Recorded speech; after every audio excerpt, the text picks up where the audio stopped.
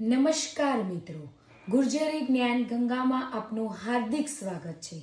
આજે આપણે ધોરણ 10 નવું એડ થયેલું ચેપ્ટર 25 સમર્પણ વિશે માહિતી આપીશું। જો તમને ગમે આ ચેપ્ટરની સમજૂતી તો મારા આ વિડીયોને લાઈક, શેર અને સબસ્ક્રાઇબ કરવા માટે વિનંતી। હવે આપણે ચેપ્ટર ચાલુ કરીશું, ચેપ્ટર 25 સમર્પણ। પહેલા તો આપણે શીર્ષક સમજૂતી કરીશું।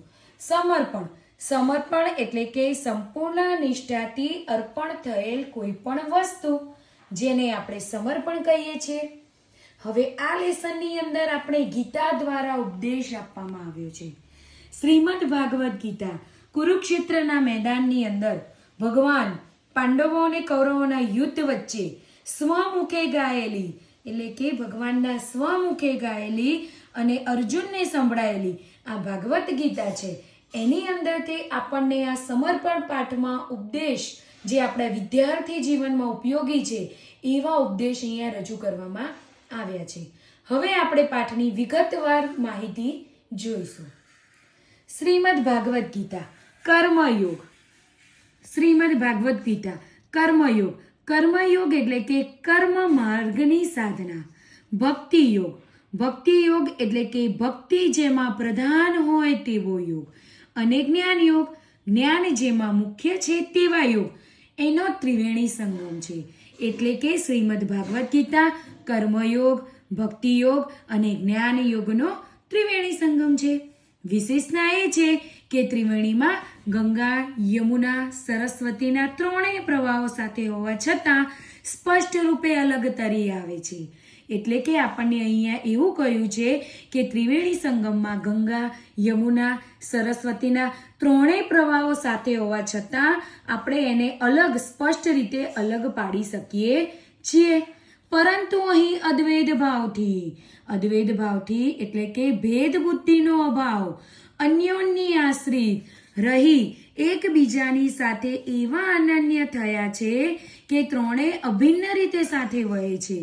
એટલે કે કહેવામાં આવ્યું છે કે આ ત્રણેયને આપણે સ્પષ્ટ રીતે અલગ તારવી શકીએ છીએ, પણ ત્રણેય પ્રવાહ એ રીતે એકબીજાને સાથે જોડાઈને વહે છે કે ત્રણેય સાથે જોડાયેલા હોય એવું લાગે છે।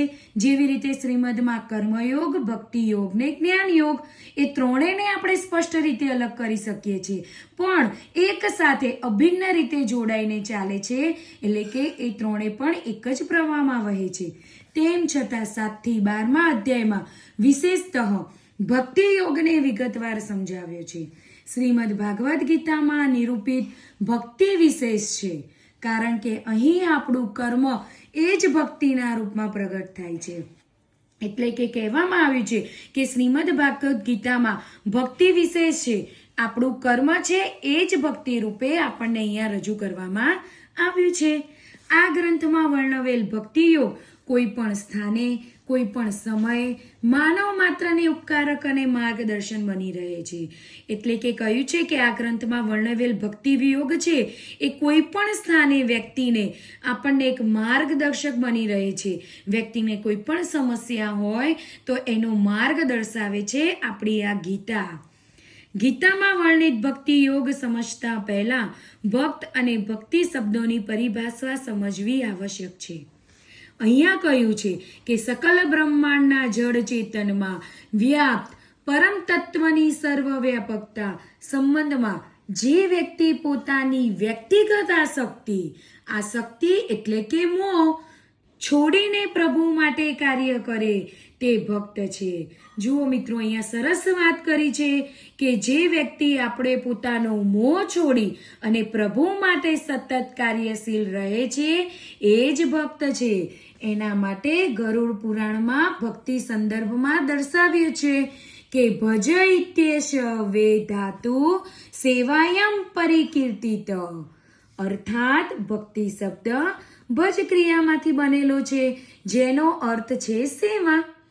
ભક્તિ શબ્દનો જે પૂજા પાઠ એવો મર્યાદિત અર્થ કરીએ છીએ, એના કરતાં સેવા અર્થ વિશાળ અને મુક્ત છે। જુઓ મિત્રો, અહીંયા આપણને શું સમજાવ્યું છે કે ભક્તિનો પૂજાપાઠ આપણે અર્થ આપીએ તો તે મર્યાદિત અર્થ છે, કારણ કે પૂજાપાઠ તો ખાલી ભગવાનની જ થાય. પણ જો આપણે એનો સેવા અર્થ આપીએ તો દરેક જીવ માત્રની આપણે સેવા કરી શકીએ છીએ. એટલે કે વિશાળ અર્થમાં આપણે એનો અર્થ લઈ શકીએ છીએ.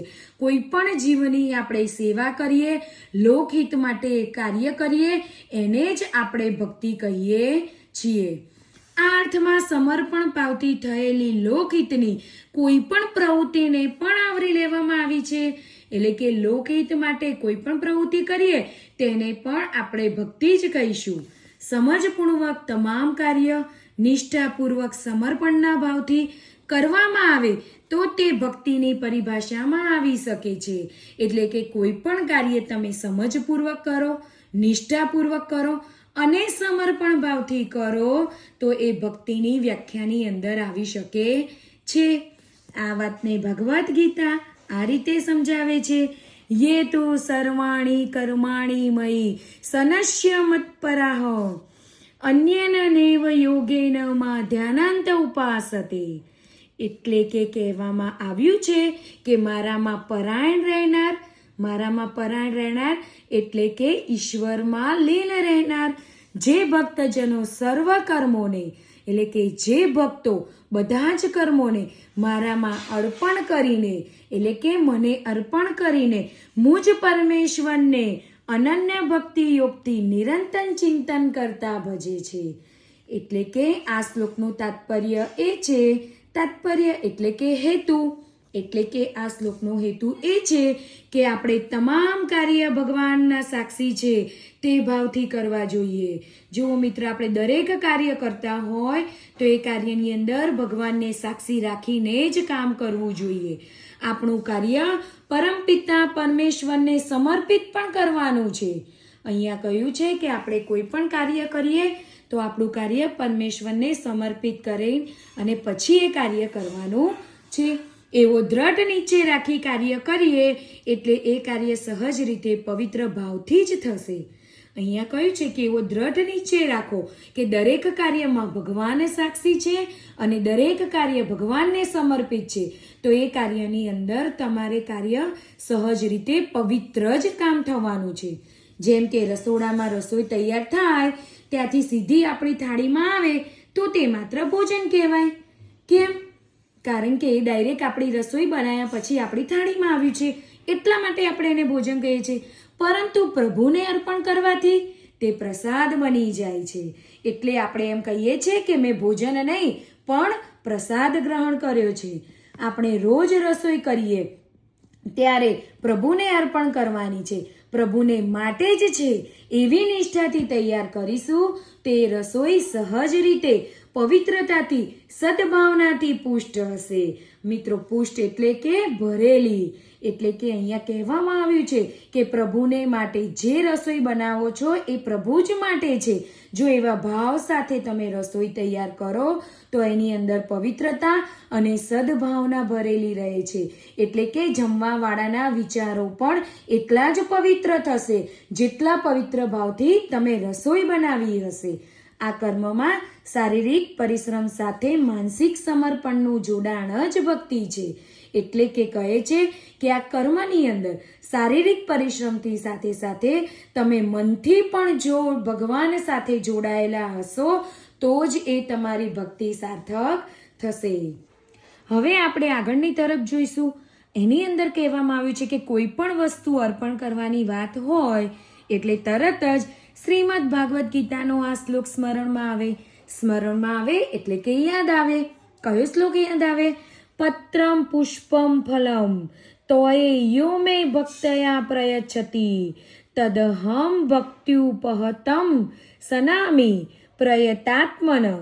અર્થાત જે કોઈ ભક્ત મને પ્રેમથી પત્ર, પુષ્પ, ફળ, જળ વગેરે અર્પે છે એ શુદ્ધ બુદ્ધિના નિષ્કામ એટલે કે ફળની ઈચ્છા વિનાનું પ્રેમી ભક્તના પ્રેમપૂર્વક અર્પેલ એ પત્ર, પુષ્પ આદિ હું સદગુણ રૂપે પ્રગટ થઈને ઘણા પ્રેમથી આરોગું છું.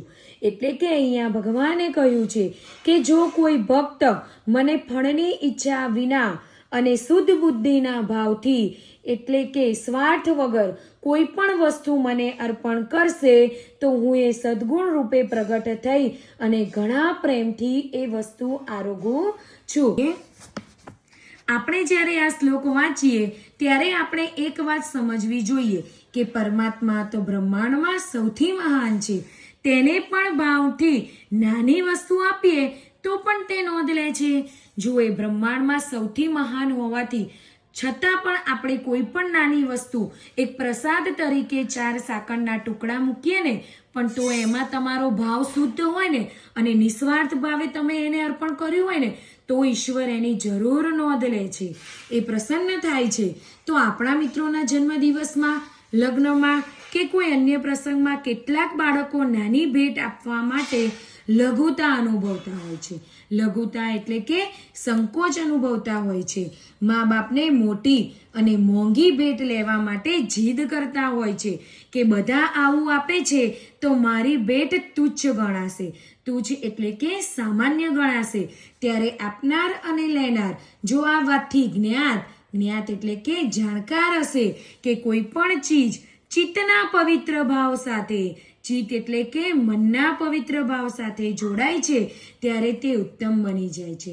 મિત્રો, અહીંયા આપણને સરસ ઉદાહરણ દ્વારા સમજૂતી આપી છે કે જેવી રીતે ભક્ત કોઈ નાની વસ્તુ અર્પણ કરે છે તો પણ ભગવાન એની નોંધ લે છે અને એ પ્રસન્ન થાય છે. તેવી જ રીતે મિત્રો, આપણે પણ કોઈ પણ આપણને નાની ભેટ આપે કે મોટી ભેટ આપે, ભેટ નહીંથી જોવાની, અહીંયા વ્યક્તિનો ભાવ જોવાનો છે કે કેટલા પવિત્ર ભાવ સાથે આપણને એ ભેટ આપે છે. જો એનો ભાવ જોવામાં આવે તો તે એ ભેટ ઉત્તમ બની જાય છે અને અજોડ બની જાય છે. તો તે બંને એક આપતા અને બીજા સ્વીકારતા આનંદ અનુભવે છે. એટલે કે અહીંયા જેવી રીતે ભક્ત અને ભગવાનને આનંદની લાગણી અનુભવાય છે એવી રીતે અહીંયા બંને વ્યક્તિ જે ભેટ આપે છે અને જે ભેટ સ્વીકારે છે એ બંને આનંદ અનુભવશે જો એમને એટલું જ્ઞાન હોય કે ભેટ નહીં પણ ભેટ આપવાનો ભાવ જોવાનો છે. મિત્રો, હવે અહીંયા આપણે પાર્ટ 1 કમ્પ્લીટ થાય છે. હવે આગળ લેસન જોવા માટે તમારે પાર્ટ 2 જોવો પડશે અને પાર્ટ 2 જોવા માટે અમારી ચેનલ ગુર્જરી જ્ઞાન ગંગા એને લાઈક, શેર અને સબસ્ક્રાઈબ કરો જેથી મારા વિડીયો તમને જલ્દથી જલ્દ તમારા સાથે પહોંચી શકે અને તમે આ લેસનની સમજૂતી ઊંડાણપૂર્વક લઈ શકો. નમસ્કાર મિત્રો, થેન્ક યુ.